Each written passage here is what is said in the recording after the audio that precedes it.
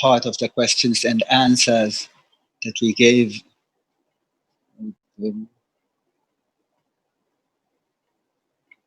So you guys, what do you think is the answer? I think this first question is kind of a mess. Even quite of a big mess. I mean, kind of a big mess. It's a big mess because, first of all, there's no K omega uses wall functions. K omega doesn't need to use wall functions. It's an what we call a wall insensitive model. You can integrate the omega equation all the way to the viscous sublayer. That's the big important gain that David D. Wilcox gained upon the Launder and Jones K epsilon model. Okay, so that's a little bit of misunderstanding. Second of all, in the 15 cells, about 15 cells as well you recommended inside the viscous sublayer, that could be because you might have a locally place where the Y plus is very low. If you want all your Y plus to be, if you're like calculating drag. But when I repeat Florian Manter's, now that there has been, how did they call it? Simulation World? Did any one of you go to one of the webinars? Maybe Manter's webinar? Someone? You can simply unmute yourself unless you have a dog.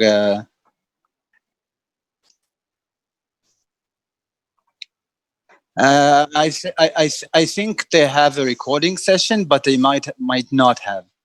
They might not have a recording sessions. Usually, Manter's lectures are not recorded. You should have attended this webinar. What's interesting is if you read my 2030 prediction, someone raised a post that it's like I'm such a fan of Manter's. I actually read everything he wrote. I think I read some stuff that he doesn't know he wrote. So that I really predicted what he's going to say in that lecture. But when I repeat Florian Manter's general rule to enter the waiting room, sorry, you guys, admit if someone wants to come back inside, we have to let him. When I repeat Florian Manter's general rule of thumb of 15 orthogonal to the main gradient of the velocity, did someone not understand what I said now? Yes, I didn't. Yes. Okay. So why are we doing inflation layers? Why are we doing these orthogonal layers, prism layers? We are doing them to capture the gradient. Yeah, exactly. To calculate the gradient. I'm going to show you in a post here, the post about one of my. I think it's an excellent post. Maybe node mesh quality. It's a great post. I recommend you reading it. You can see what orthogonality means, what skewness means, and a few pointers that I can give, I will give afterwards. But talking about parts that we talked right now, here you see the thing with the calculation of the gradient. When the gradient of the flow, which is what we call dy usually, du dy, right, in conventional sense, is not in line with the cell face, then we have a large error in the calculation, a large truncation error. Okay, you can see here a complete hex. Yeah. Again? It's related. It's not really. It could be related to numerical diffusion because you take an O2 or delta Y2 number, but no, it's not. It's not about numerical diffusion. It's about truncation error that you get. I mean, the delta Y that you get here, that's the problem with triangular mesh. You can never get in line with the flow gradient. And the flow gradient from a non-slip wall is, of course, what we call here dy. Okay? So Florian Manter's rule of thumb of 15 orthogonal, I call it, you can call it prism layers or inflation layer. I call them orthogonal to the main gradient of the velocity layers. Okay? So that's going to be the terminology I will use. So you have it in mind why I use inflation. I want the flow, the gradient of the du dy, the gradient of the flow, to be in line with the top face. Okay, that keep that in mind. That's the only thing why we do the inflation layer. No other reason why. Okay, when I repeat Florian Manter's general rule of thumb of 15 orthogonal to the main gradient of velocity, this du dy conventional sense, I refer to the entire boundary layer. I'm not referring to the viscous sublayer. Of course, you cannot shove you can, but I mean, it's inflation layer. There's a growth rate, usually 1.2, right? Like another rule of thumb. And you cannot shove 15 layers just in the y plus under 1 or y plus 1 or 1 plus y plus under 3. So the rule of thumb Mentor gave is put 15 orthogonal layers that will have the right resolution. You should remember these 15 orthogonal layers. If you're going to capture the boundary layer, the viscous sublayer, then you should have a few cells inside the viscous sublayer. And then there is an issue which we're going to refer afterwards, which is the log layer. How many cells should be in the log layer, and how do I recognize what the log layer is? It's very important. The standard lambda Jones-K epsilon model is a well-sensitive model, meaning it's a high Reynolds number model. And the epsilon equation cannot be integrated through the viscous sublayer at all. So either has one has the choice of placing the first cell away from the wall at about y plus 30, which is the beginning of the log layer, and use wall functions. I'm going to say a word about wall functions afterwards, because I mean the geometry is complex and it changes, and of course you can't or it won't be 1 plus 30 all the time. But I'm going to say a few words about it later. So the choice we have is either to put the first grid away from the wall, the first cell center away from the wall at y plus more than 30, and using wall functions, or if the flow is such that an important parameter such as drag should be calculated, or thermal issues which are very sensitive to what happens in the viscous sublayer. The first grid away from the wall should be at y plus under 1. Okay? Y under 1. Yes.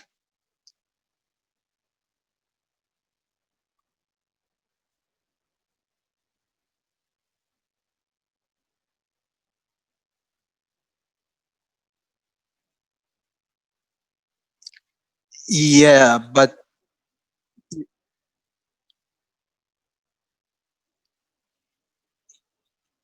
yes, but even if you use Fluent, I mean, if you used Fluent, even if you use tetramesh, the flow gradient isn't aligned with but in the free flow there's no flow gradient. I mean, the free flow is the average velocity. The flow gradient is in the boundary layer. Okay, so in the boundary layer we put prism layers. Prism layer can be orthogonal to the main gradient of the flow, which is this conventional DUDY we're talking about and we're watching here on the screen. Okay. So returning to what I said, returning to the same word. If I decide that there's a certain parameter such as drag calculation should be very. I mean, airplanes have a margin of a margin of zero. I mean, that's what's so funny. I mean, you'd think an airplane should be the safest thing, and an elevator is so simple, but an elevator has like 15, and a plane has zero because we want it to be as light as possible. We want to be on the edge. So we need a very good predictions of the drag. And anyway, the viscous sublayer is very important to the drag because there's viscosity is very important there. So we have to use a low Reynolds model for the and use the low Reynolds model for the for compensating for the fact that the model, the K epsilon, the standard K epsilon, let's say, is wall sensitive, but also the realizable and the RNG, renormalization group theory model. All of them are wall sensitive, so you'd have to use some kind of low Reynolds model there. A low Reynolds model is usually waiting room. Someone's in the waiting room. Let's admit him inside. It's my fault. Yes. Did he? Yes.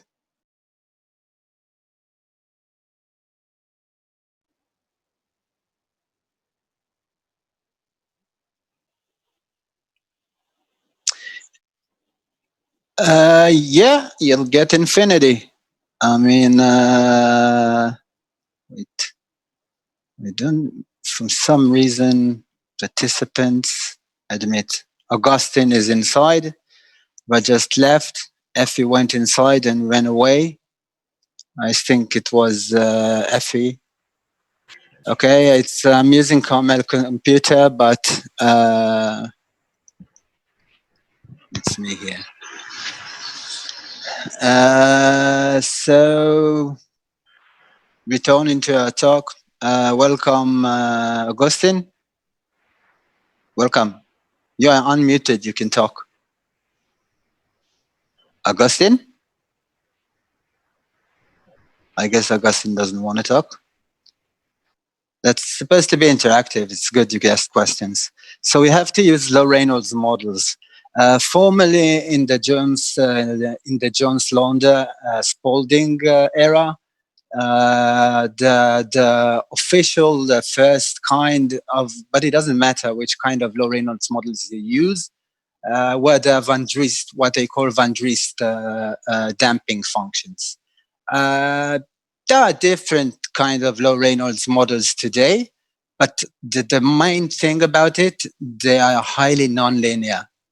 Okay, so this means that when you use the K epsilon model and a low Reynolds one which is wall sensitive and you need a viscous sublayer to be resoluted, then you're taking a risk of a stiff numerical calculation. Stiffness means that you might have problems to converge. You might have convergence problems.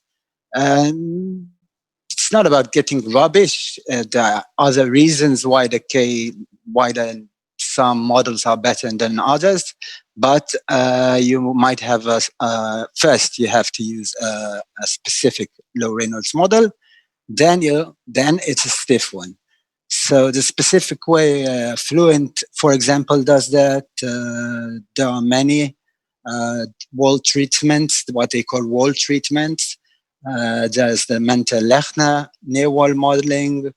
But the complete boundary layer should have at least 15 layers, not, and I'm underlining it, not the viscous sublayer, in case it needs to be modeled.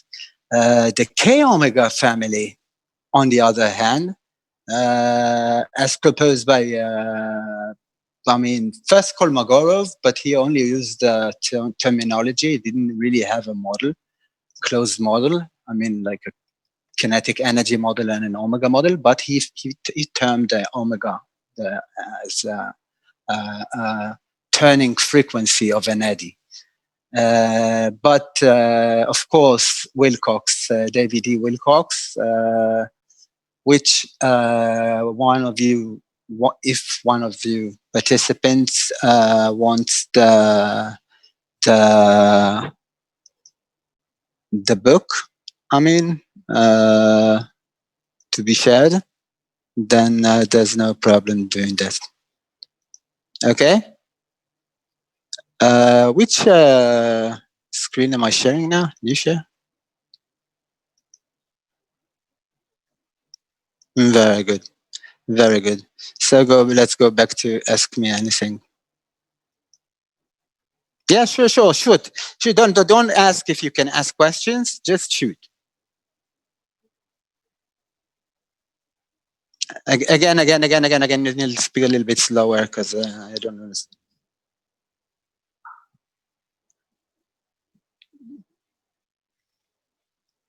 Yeah, it cannot get what you call Dirichlet boundary condition.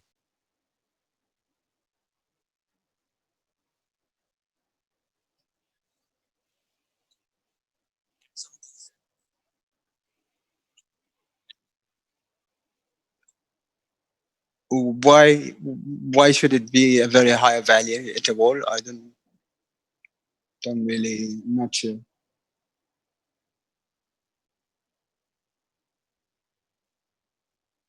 I don't think you actually care what the actual value of omega at the wall is. The value of omega and the value of the turbulent kinetic energy are used to calculate the eddy viscosity by the Buzit-esque hypothesis. That's it. It could be K and omega, it could be K and epsilon. Of course, the scaling should be right, but it doesn't matter. The value that you get near the wall, is it big? I don't know. I never checked the value of omega near the wall. It's simply not interesting. I checked the residual, and if everything's okay, then everything's okay. But what I am saying is the K omega family was designed by Wilcox to be wall insensitive. He had another intention in mind. It was evident that the K epsilon has some problems with delayed separation. The K omega on its own showed that a little better performance when separation. But then again, I'm talking about aerodynamic flows, and specific aerodynamic flows, which are the usual ones, like airplanes. Don't take it like word of God. K omega SST is the best in predicting separation, or because it's not. Okay. The K omega family is sensitive, meaning that there's no wall treatment needed. That's why in almost any case, Manta would advise you to use the SST version of the K omega, which actually means that, and we know that from the K omega, some of you have been there. We know that this means that wait a minute. Okay. This means actually that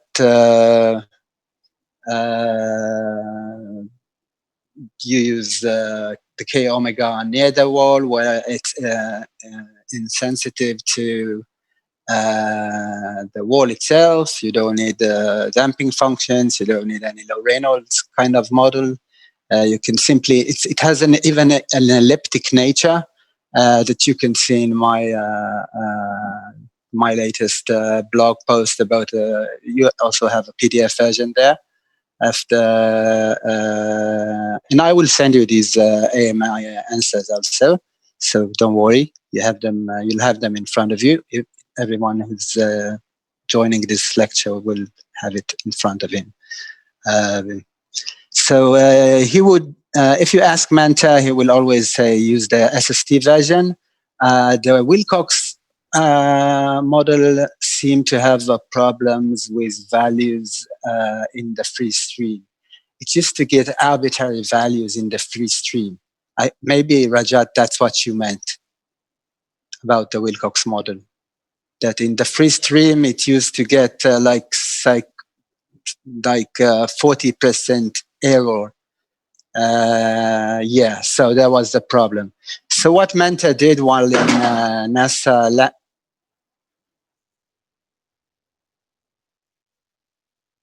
yeah, they even kept the Wilcox model in the K omega. They even kept it inside as one of their models. It could be used. I can give you cases where it could be used for closed flows, where the boundary layer meets and there's no problem with the free flow boundary condition or not boundary condition, but calculated value. Hello? Yeah? Okay. Because Avishai and Vitek are muted. You're muted, guys, you. We are muted because we have noise in the background. Ah, okay. If you're, doing your thing, then whatever. So Manta would mostly, but tell you that Fluent is going to keep the K epsilon. If you weren't at, I didn't see the webinar. I can tell you the truth. I saw part of it, and then I had to go. But he's going to tell you that they're going to keep developing the K omega family. It's going to be a K omega family. Like you have the K omega or the Wilcox version, you have the BSL. You have the BSL, which is the combination of K epsilon near the wall, K omega near the wall, and K epsilon in the outer layer. When the division is with a blending function, which kind of falls in the middle of the boundary layer. And then there is the SST, which also uses the Bradshaw hypothesis. The Bradshaw hypothesis means only that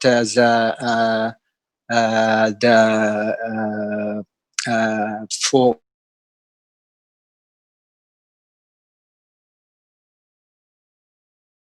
flows where there is, you can see that get better results than with the BSL model. So the SST is one from the two equations models but the family is big and it's getting bigger. So now you have the Gecko model also. The Gecko models, you can use some 3 parameters, not the calibrated parameters you always see when you see the K omega and K epsilon, not the ones which bind the law of the wall. Did someone not understand what I said right now? Raise your hand. Okay. You don't have to say if you don't have to say if you did understand, but if you didn't, then right away raise your hand because it's kind of repeating itself. It's going to repeat itself. I'm not going to repeat myself, so I'm going to take it. It's obvious that you know what I mean when I say what's the difference between the baseline model and the SST version. We can take a look at it. We can screen share it, maybe. I think it's going to be nice to screen share it. Where did I put it? No, it's not here.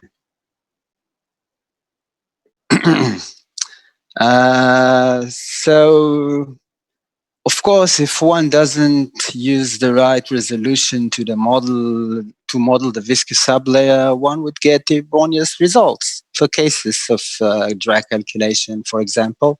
So even Menta I'm going to give all of you an updated what's called best practice guidelines for Fluent. Okay, so even there, you're going to see that for airplanes, let's say, or flying objects, where we need to use do drag calculations, and it needs to be very precise. Or when we have high Mach flows, when there's phenomena that are still investigated, like shock and the boundary layer interactions, then sometimes you use 40 or 50 layers. I mean, there's no rule for using 15 layers is enough.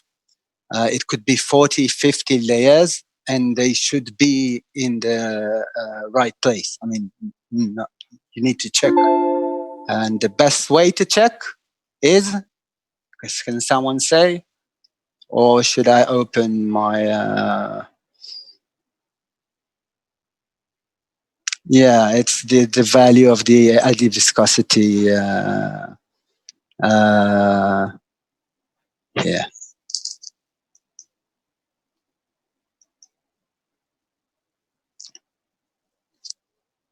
It's the value of the LD viscosity ratio. Okay. I'll open the best practice guidelines. So we could, it's going to be cool. You can even, just want to see myself. Don't want to see all the participants. Here's a new share. New share you're going to get right now. With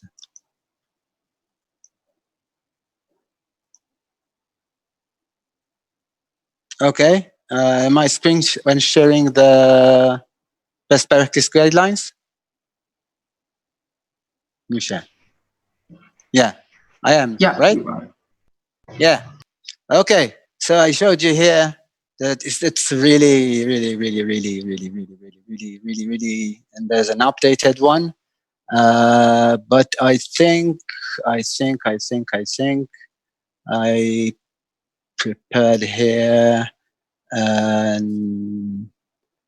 effects of discretization,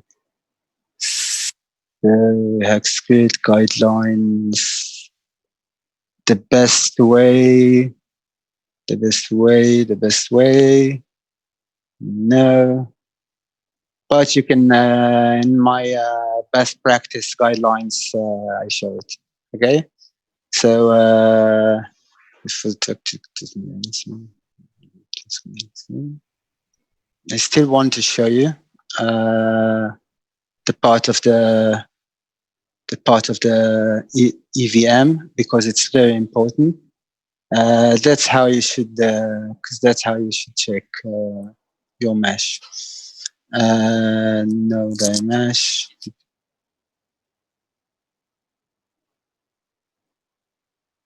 Yeah, no, it's not diffusion. It's the eddy viscosity ratio. It's the eddy viscosity over the either dynamic or but these ones are constant usually. Let's open the old. You can share the screen. There's a new uploaded that I want to share with you. It's cool. You can use it if you are a turbulent guy. Most of our flows are turbulent. It's a new one I made. It's an all-you-can-eat turbulent, only turbulent flows stuff. So you can get the best the guidelines, standard EVMs. Maybe here we put it. The procedure, that's the validation. And here is the test. Maybe it's here. To some models, low Reynolds zone models. No. Oh, so it's in the first one. I really want to show you how it looks because I think it's very important for you to. By the way, in my new a Y plus calculation. If we're on it, two choices: go to pointwise, go to the do yourself an Excel job. But this is what you want to see. Okay, the eddy viscosity ratio contour plot. Do not use the velocity. Okay, because it's very easy to see in the velocity plot that it seems like the boundary layer is okay, but it could be it's simply erroneous. Use only the eddy viscosity ratio, and you should have in the middle of the boundary layer the highest value. Okay, so this one here is a good boundary layer resolution. You have 15 cells. There's inflation. The maximum of the eddy viscosity ratio is in the middle. This is a good one. Okay. Why is it zero outside the boundary layer? Because the eddy viscosity is very, very low outside the boundary layer. And what could be the physical meaning of the eddy viscosity being really low? That you don't have much dissipation there. I mean, it's k it's k squared over epsilon, I think, and simply the most of the energy comes to the flow through the I don't know, some mechanisms from the free flow. So inside the boundary layer, you have an area which is it's not matching exactly the log layer, but it is an area where the eddy viscosity is the highest. And then there's the viscous area where viscous effects are viscous, like viscosity, real viscosity, a fluid property, is most important, and then you see really zero. Okay, so the eddy viscosity is ratio is really zero inside the viscous sublayer where the viscosity rules. I mean, however, if I can may add, if you conduct a thermal analysis as well, it's a difference. You need to use the the small between the thermal boundary layer and yes, of course. That's a good addition. I'm here not answering a question about thermal boundary layers, but yes, anyone who does thermal analysis, and there it's very important to usually model the viscous sublayer. There's a big difference between the thermal boundary layer and the viscous one, and you should take it into account, of course. If I can ask about what is the best practice to choose let's say to choose the height. Okay, the height of the first cell. Do you do it by choosing the first grid? No, I'm not talking about the Y plus. I'm talking about if you choose the first grid height and then choose the growing ratio. Usually it's 1.2, or you do it elsewhere. You just opened a closed door, and it's a question that we're going to move to right now. Okay. Yeah, thanks. That's cool. So in my post blog, so again, it's the best practice guidelines. Over there, I give many of mentors advices. But I mean, even in answers, you'll get different advices from different people. I mean, Andrei Gerasimov might have a different way of presenting large eddy simulation and scale resolving simulation advices, then Menta and Star CCM 2. The mesh is different, but I gave here the first cell away from a solid boundary. In your blog post, blah, blah, blah, blah, blah, should be located y plus. Should the user first calculate y plus and then a corresponding y dimensional in meters? So what I do is I use, let's say I have an Excel up on my, you can easily do it in Excel, okay? By the Turbulence best practice I showed you here, okay? You can easily do it in inside Excel, okay? It's really easy. If you're not, if you don't see it well, you probably looked at it, right? It's very easy, okay?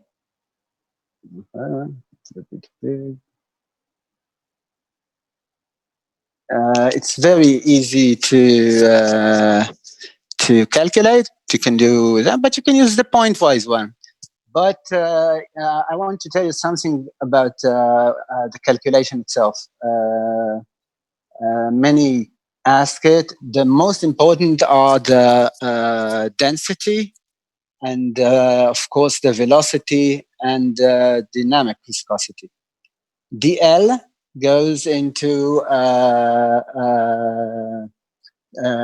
fourth square root. I mean, L in the power of 1/4.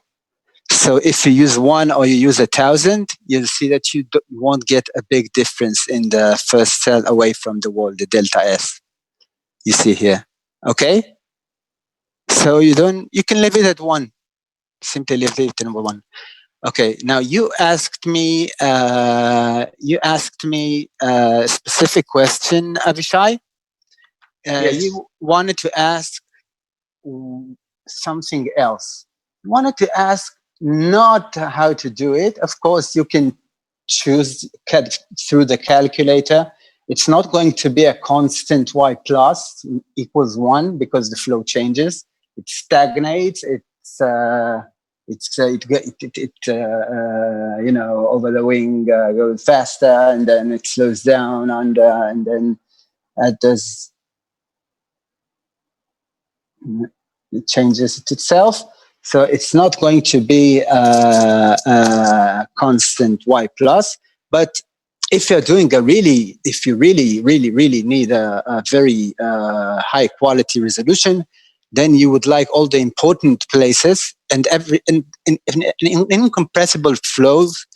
Most of the times, everything is kind of important, and that's a point we should raise afterwards when talking about two equation models. But you actually asked me not if first calculate and then go do a CFD and then get the post-processing results. That's the answer I give you right here. Okay, get the post-processing results, see the Y star. We use Y star, right, in Fluent because of the you know why? The separation issue, exactly. I have it in my near wall post. There's a Y star question there. So we usually check the Y star, but you can check the Y plus. It doesn't really matter. It shouldn't matter too much. But if you check the Y star, I'm feeling a little awkward referring always to Fluent, and but I think most of you are interested. Avishai, is it Fluent you are most interested in, or actually not? You're from Technion, so you're Star CCM. No, I'm from Tel Aviv University, so I'm doing the research with open source. Oh, you're doing with open source? Yes. Then maybe I can connect you with. Okay. So we talk afterwards. Talk to me afterwards. Yes? I can connect you with someone. Yeah. So open source is my was the love of my life, but then became a fluent person. So you actually ask about the kind of methodology that we want to use. And we have a few. Okay? Yes. And now I'm talking from my head. It's like I'm seeing the fluent meshing.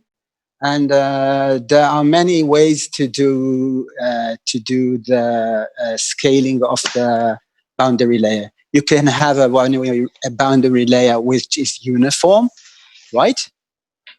You can have a boundary layer which is uniform. It's uniform. It's the same size everywhere. Yes. This means probably that the velocity doesn't change much, but it's not really going to work all the time. Usually we want where the flow slows down, the boundary layer, the Reynolds number is lower. Then we have a case where the boundary layer is thicker, because what is the Reynolds number? It's not the viscous to forces to the Reynolds number is a measure of the thickness of the boundary layer. Okay, so the Reynolds number is. The Reynolds number is not that I don't know that they tell you in undergraduate studies or even professors. They tell you it's the ratio between the viscous forces and the inertial forces. And it is not true. Of course, it cannot be true. Because there's places where you don't have any viscous forces. And of course, the Reynolds number there is not 0. The good definition, and I got that, and this is another book I would love to share with you.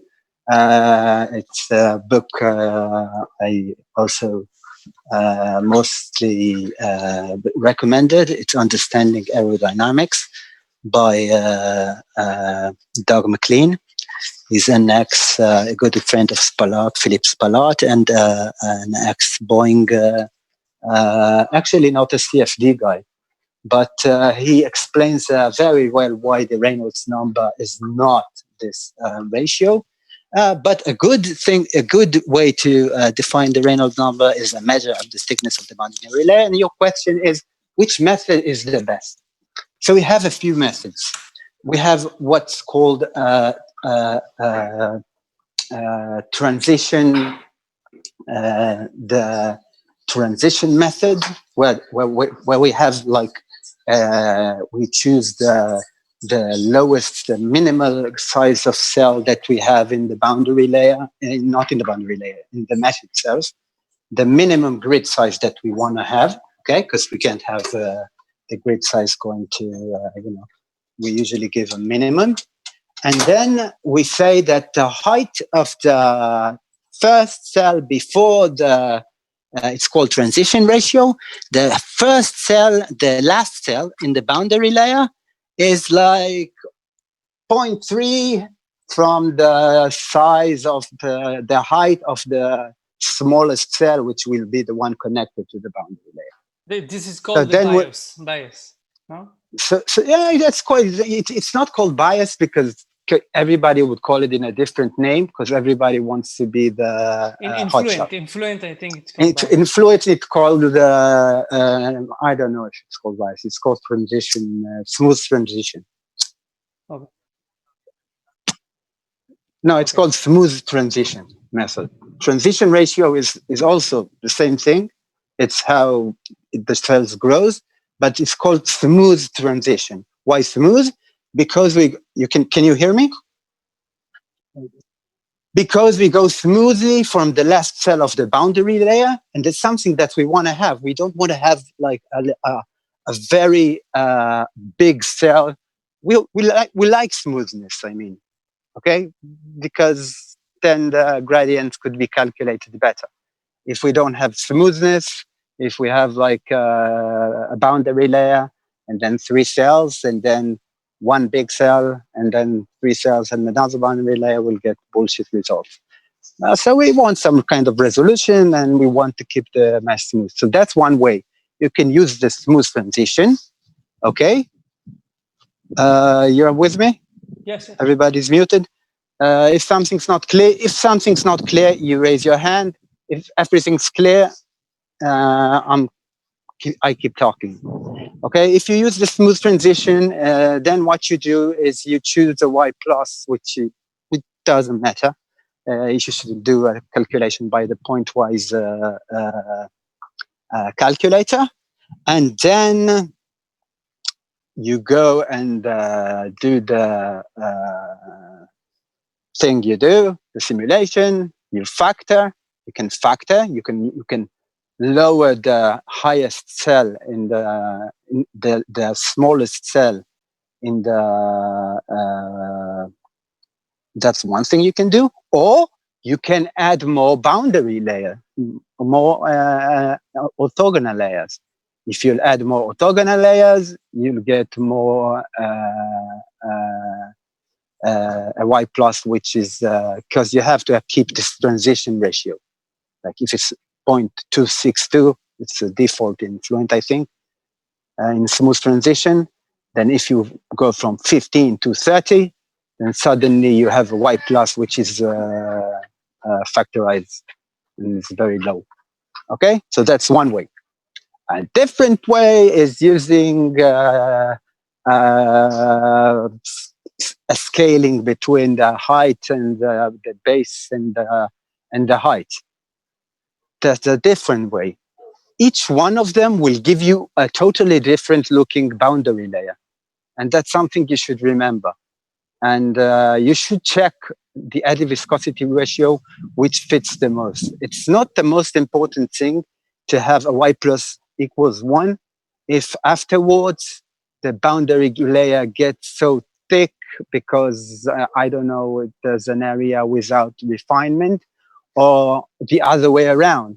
The eddy viscosity ratio is the highest outside the boundary layer. So you have a few methods. You can always play with it. You can have a transition ratio. You can define the first cell away from the wall. That's a good thing to do. That's like, sounds like if you're an open former, then that's a way to go. Define the first cell away from the wall, and then like growth rate. Okay, Avishai? Yes. That's a okay. That's what I do. That's a good way to go. But then you should remember that where the mesh is refined, then you'll get a thin boundary layer, which means that the flow is the local Reynolds number is really high. And when there's no refinement, if you use like an edge refinement or a face-to-face refinement, you should know that the boundary layer is, because the growth rate is constant, and the first point away from the wall is a constant thing that you put, you're going to get a dependency between the base and the height. Okay, so if you're choosing such a method, remember you're going to have to look for places where the Reynolds number is low and the boundary layer is not thick enough. So every kind of method you use would have some kind of. Can I stop you, please? You said I didn't understand when the Reynolds number is when the cell is too thick. No, I mean there are many ways you can use a method which is an aspect ratio method, which takes the base and the height and puts some aspect ratio between them. And then if the cell is very refined in this area and the aspect ratio is constant, then you're going to get a very thin boundary layer because you still put 15 layers and the growth rate is constant. Okay? So you're going to get a very thin boundary layer. That's one method. If you say you want a uniform boundary layer, okay, a uniform boundary layer, then you're going to get a uniform boundary layer, which means that you assume that the local Reynolds number doesn't change much. Yes. If you choose smooth transition, then you'll get the smoothness. But then you need to check again. Refinement areas are going to make the boundary layer very thin.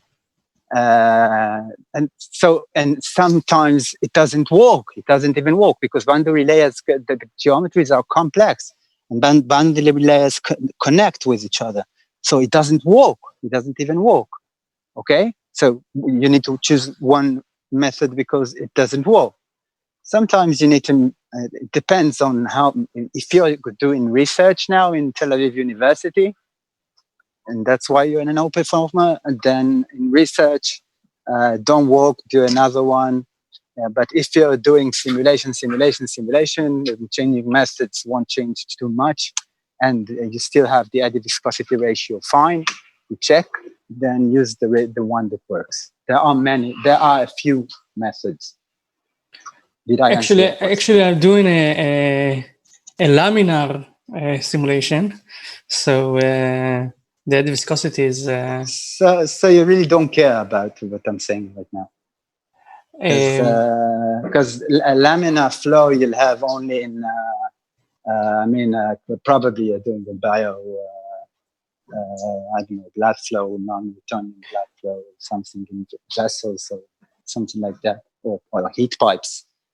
Or micro heat pipes where the Reynolds number is very low, and then the boundary layer is not a turbulent boundary layer. It doesn't have a viscous sublayer, and yes, it's not a turbulent one. If we're talking about Poisson flow, then it would look like a parabola. If we took Poisson flow, which is turbulent, then it would look like a square almost. I mean, the boundary layer is very thin. Okay, so laminar, leave aside. There's no questions about. There's not much to ask about laminar. There are some interesting stuff which could you use for laminar flow, but they usually combine turbulence somewhere or transitional flow, which is even worse than having. What's the application, if I might ask? I'm doing impinging jet simulation. Impingement? Yes. So impingement is, so how is it laminar? Because it's micro impingement simulation. I see. And you're studying at Tel Aviv? Gilmarom's course? What? Gilmarom's course? No, I'm in Dr. Herman Hauschen laboratory. You're doing your thesis? Yes. Ah, nice.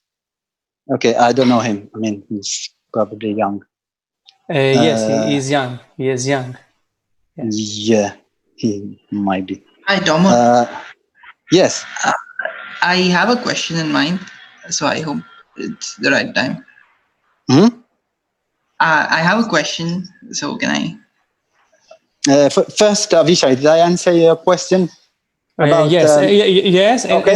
And I have a question after. Let's sum up that you need first to choose a methodology to do the boundary layer. But you also, besides the methodology for the boundary layer, you need to have the right resolution inside the viscous sublayer, and you need to have the right resolution in the log layer. And it is very important for you if you have areas where, I don't know, impingement, laminate impingement. No, it's okay. I'm interested in CFD, and not just in the laminar way. It's okay. I don't know. But sure, take if turbulence is what we're talking about, and the methodology means a lot. It means a lot, but check the eddy viscosity ratio. That's the most important thing. And get the right resolution. Okay? Y plus 1 everywhere which counts. If it counts for the drag calculation, then it needs to be Y plus 1. Then most of the mesh would be under 1, of course, right? Because there are places where the mesh is refined. Yes. Yes, I understand. So it's big demands, but we have awesome computers now, so we're not really worrying about it. A question: you had indicated that in some cases we need 15, but 40. So that we talked about it. Usually, in cases where the margin of security is taken to be as low as possible, like in airplanes, they take margin 0, and even if it's sometimes negative, a negative margin, because due to weight and money and stuff like that, constraints like that.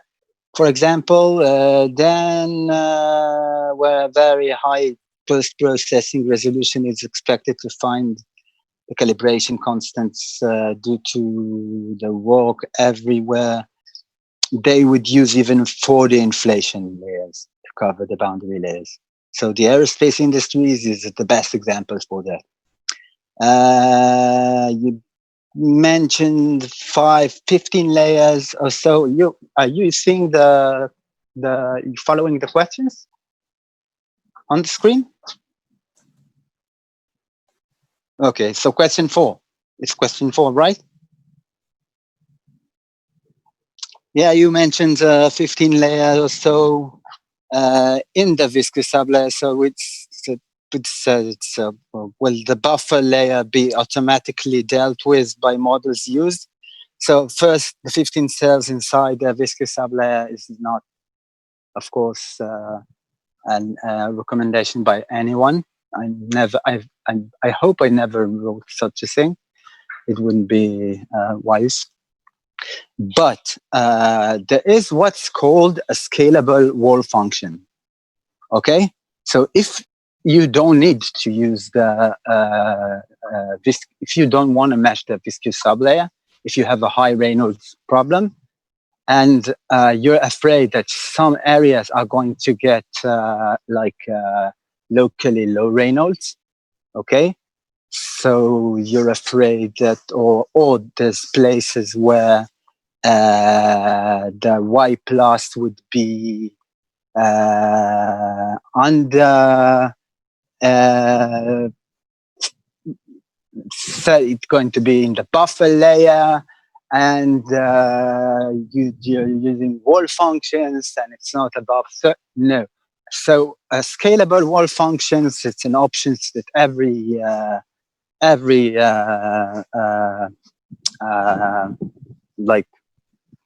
as an open format, you should do that. It just means that you choose a number. In Fluent, it's 11.125. And for this number, it's either, if it's under this number, then it uses a low Reynolds model. If it's above it, it counts as in the log layer. There's no buffer layer in Fluent, okay? Because the buffer layer doesn't connect. It doesn't connect smoothly the log layer with the there's a spiker. I mean, they touch each other, but they're not smooth. The gradient is... Yes. Okay. So the scalable, for the ones using Fluent, the scalable wall functions is a very good choice. Yes.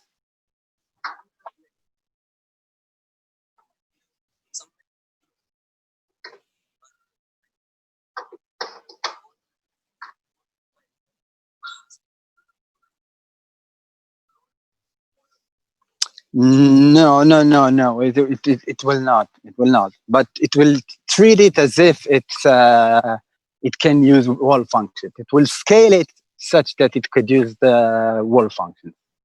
such that it will be like it's in the log layer. Yeah, it won't use some kind of low Reynolds model anyway, because it's scalable wall functions. It's a wall function. A wall function means you don't give a non-slip wall condition on the wall. Okay. Okay. So, can I ask something, or I'm in the middle? Yeah, sure. Something particularly, not related to this, but related to my study. I'm doing research about the impinging jet, and I want to find. You should know that impingement jet is a very non-equilibrium flow thing. I mean, what do you mean? It's a non-equilibrium kind of flow. I mean, it's impingement. I mean, the flow hits the wall and splashes to the sides. Yes. Right? Yes. So it's what's called a non-equilibrium flow. You don't really have. But if you say it's laminar, then it's possibly I don't know. Laminar. So what is the question? The question is, I want to catch a phenomena of vortices in the edge of the jet. Okay, and vortex. Can I catch vortices using a laminar model, or I have to use? Of course, you actually what you're saying that when you're using a laminar model. I'm going to say something which everybody who's going to hear it afterwards would say is talking rubbish. There's no DNS in Fluent. The DNS is something else. But actually, if you're using a laminar model, then you're not calculating the Reynolds average Navier-Stokes equation. Yes, I understand that. Okay. But however, so of course you can catch a vortex. Of course you can catch. Of course you saw the. But a transient one. A transient one, of course. It should be transient. Yes, but sometimes I have a flow that I let's say a flow regime. Let's say that I have to choose very small mesh size that makes the calculation be, I don't know. Unfeasible.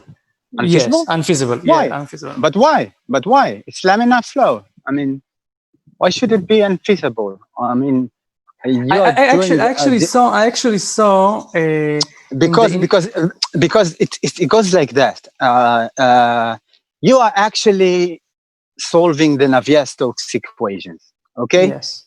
In some kind of incompressible form, and yes. If the flow was turbulent, then you would need to, and you didn't have any model because you used the Navier-Stokes equations, then you needed to catch the resolution, which is called the Kolmogorov scale. Okay, and it goes like Reynolds in cube, or Reynolds 9/4. Okay, so you'd really, it's impossible if it's not really simple geometry or a really low Reynolds number, because you'll have. But if you are doing then take a smaller model. I mean, or decide that some vortices are not going to be shown. That you won't have the sufficient resolution for that. But that's one of the things. I mean, yes, that's the reason I asked. Or just go to the CFD lab, Gilmar Rom's lab, and ask for a cluster. Use the cluster. There's a cluster behind the wall. I know. Yes, I know to connect with the cluster. But when you connect with the cluster, I'm just saying, because I saw in YouTube, you have like I think, I don't know, how many processors do you have there? I can have 16 cores. 16 cores, that's nothing. 16 cores you can have in a laptop. No, that's what I can get in the cluster. 16 cores.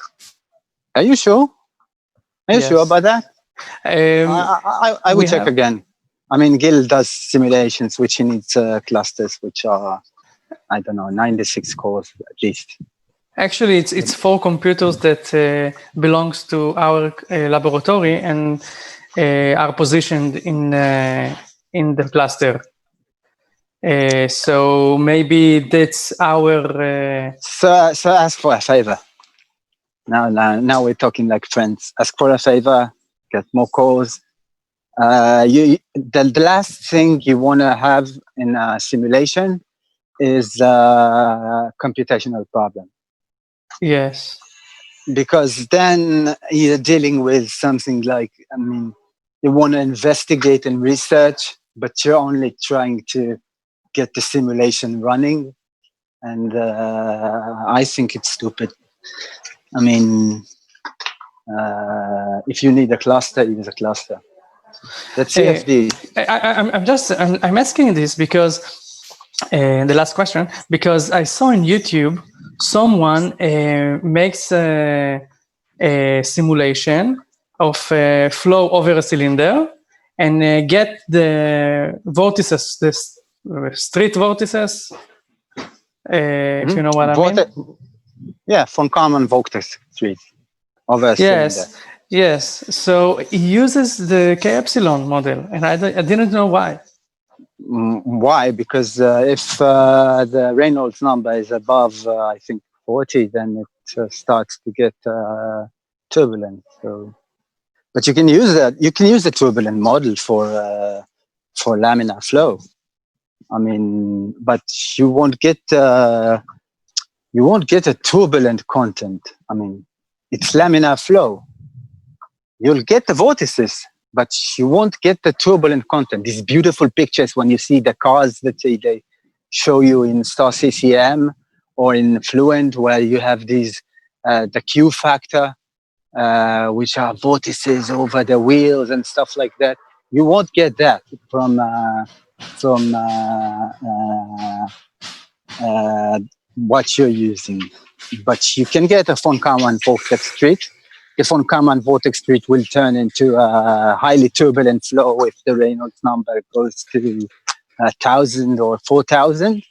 It will be totally messy. It will be transient, but this kind of transient flow, it's because of the cylinder. It's because of a frequency of the cylinder. It's not what you get with large eddy simulations or DNS. I mean, it's a kind of intermittency, okay, that you can get. You can't get any intermittency that you want unless you use large eddy simulation or DNS with turbulent flows. And with laminar flows, I mean, you get what you get. I mean, I don't know your problem too well. So, the von Karman vortex street is something totally different. It's you can raise the Reynolds number and see first. Yes, but however, they are laminar. First, when it's laminar, you only get a bubble of separation behind the cylinder. Then, when you raise it a little bit more, you get a laminar von Karman vortex street. Then it becomes a lot more turbulent. Yes, okay? but the laminar one. But it's because of this specific frequency. Okay? Yes, I understand. Which depends. Okay, so it's a different kind of problem. I mean. Yes, but can I use the laminar model? in the vortex split? You can use the laminar model if you don't have turbulent flow. If you have turbulent flow, then what you are saying is that you are using I don't know what's the discretization scheme you're using. First order, second order, third order, spectral method. I usually pick two, the second order and then you use second order upwind because I'm using because you wanted always second order upwind. That's what you coded. Yes. So second order upwind has it's too dissipative to get. Dissipative. Yes, of course. It's first order is totally dissipative. You won't get anything, but it's even you can't even today publicate something which is publish something which is first order discretization.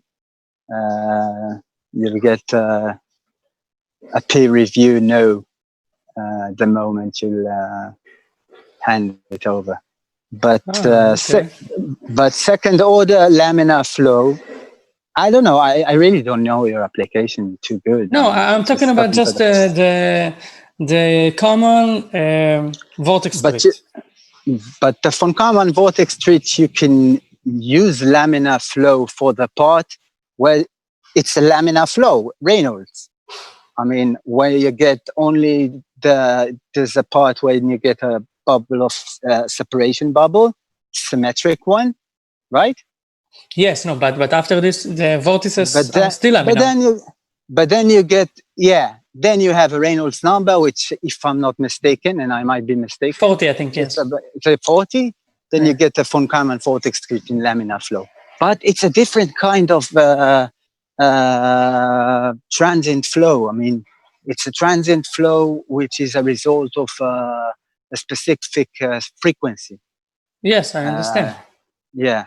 So you can use the laminar flow, but if you're still in the laminar flow regime, afterwards what you are doing is you don't have the resolution to get the universal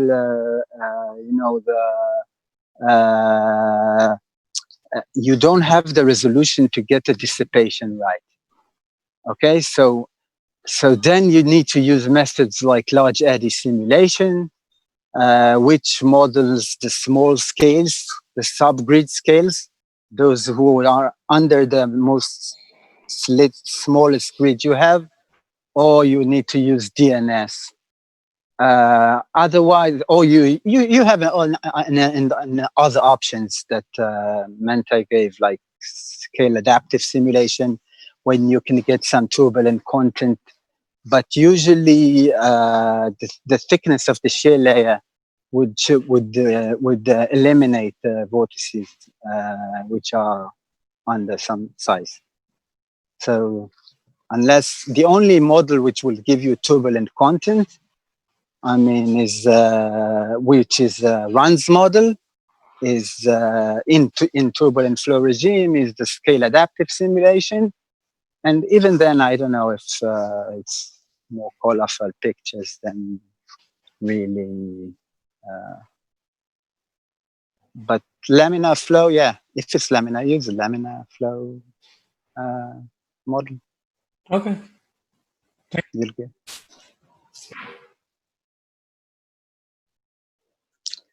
Yeah. I know. Avishai, I'll send you. An example of von Karman, of a full project of von Karman vortex split. Okay. Okay. Thanks. Okay, that's great. Okay. Again. A question. Thomas. Yes. Actually, I have little experience in CFD, not much, and I want to learn about Rand's model, LES, and DNS? I mean, like from the beginning, from the basics. So where would you suggest I start from? What do you say start from? Okay. The difference between Reynolds average and Navier-Stokes equations in Reynolds average Navier-Stokes, I'm going to do it really quick because there are different levels here. I guess Avishai knows the difference between large eddy simulation, DNS, and runs, and Rajat probably knows it, and you don't. Okay. And I'm still recording you. So the beginning is to go to it's three different ways to model turbulent flows. The first, my battery is.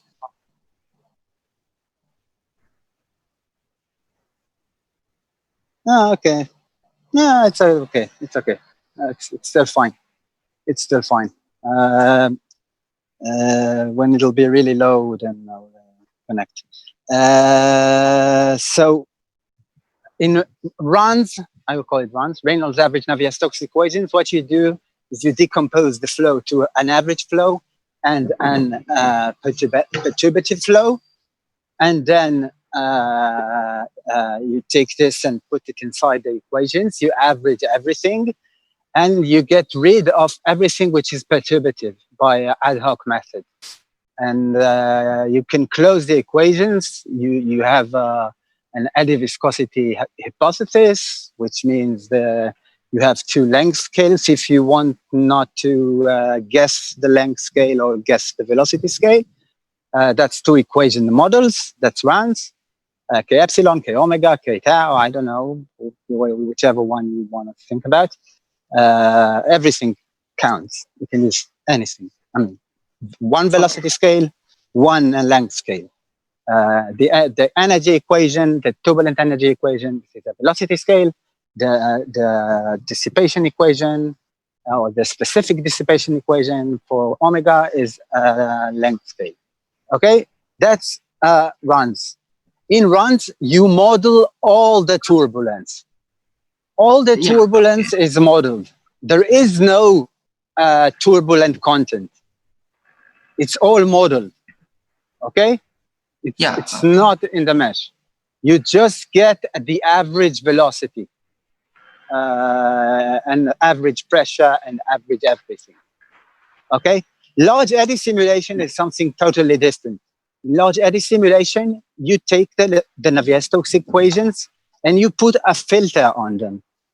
You filter everything which is under some kind of size of cell, and you call it a subgrid scale model.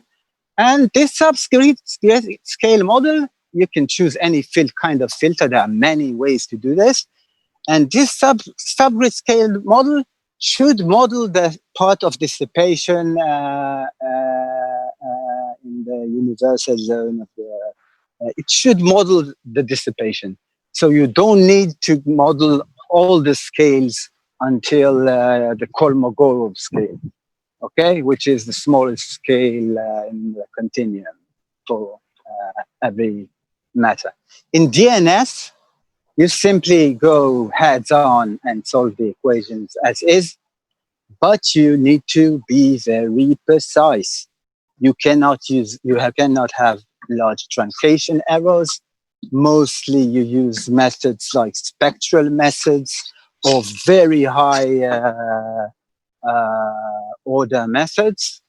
And as Spalat said, Philip Spalat from the Spalat-Almalas model, and in every, even in your thesis, Avishai, you would write probably, we're not going to be solving engineering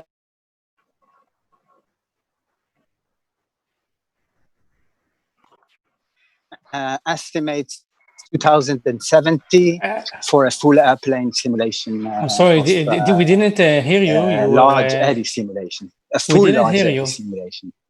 Okay, there are other methods which combine between runs in certain areas and large eddy simulation in other areas. Like large eddy simulation, most of the mesh, like 95% of the mesh, is going to be near the wall.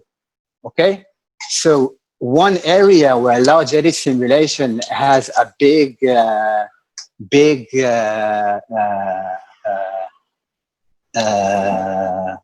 wait a minute, I'm going to do something here. Just a second. Yeah. I'm going to. Can you hear me? Yes, we can. Can you hear me? Yeah, no, we can hear you. Can you hear me? We can hear you. Hello. Can you hear me? Yes. Can you hear me? Yes, we can. Can you hear us? Are you with me? Can you hear us?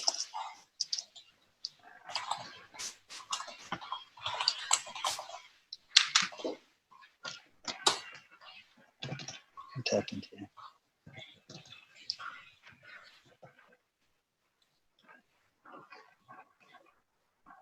Rajat?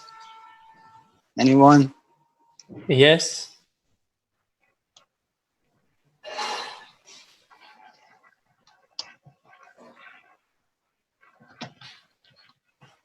Hello?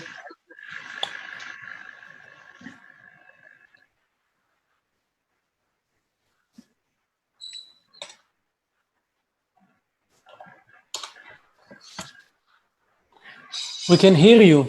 Can you hear me? Avishai? We can hear you, but you can hear us?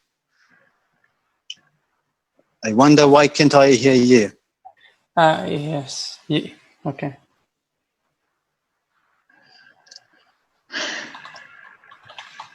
Can you see the screen? No.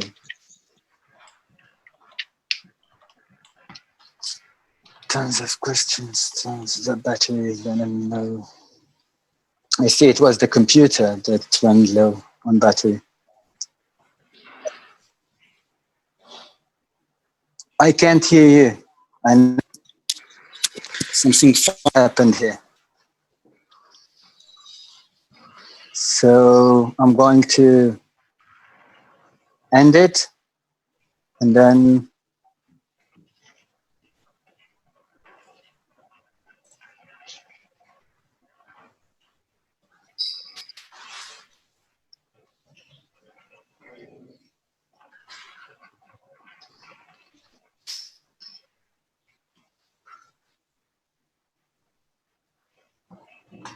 okay.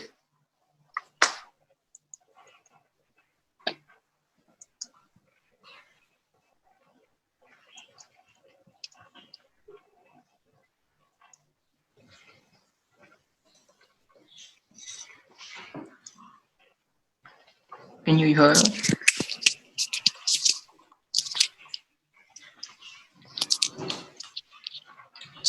Okay, can you hear me now? We can hear you. You can hear us?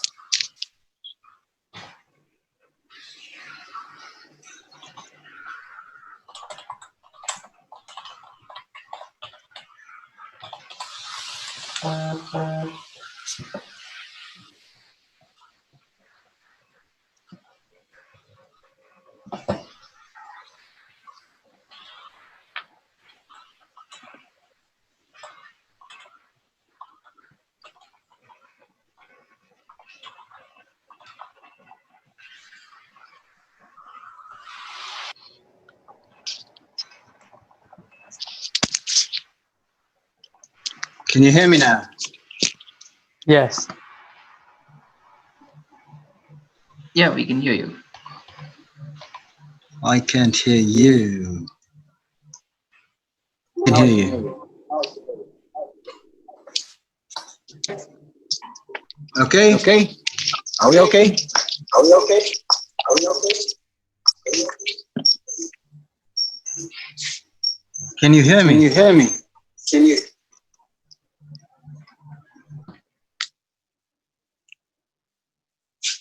And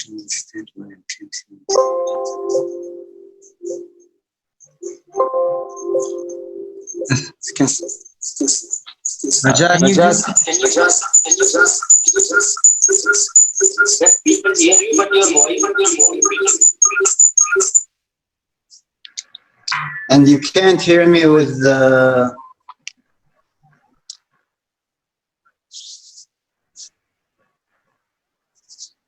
Okay, now it's okay.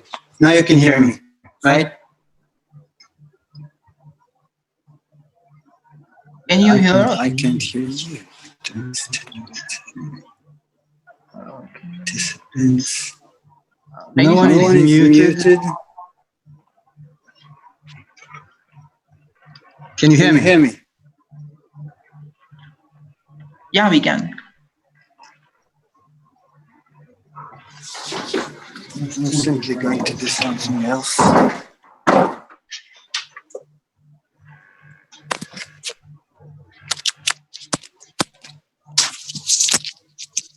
Hello. Can you hear me now? Yeah, we can hear you.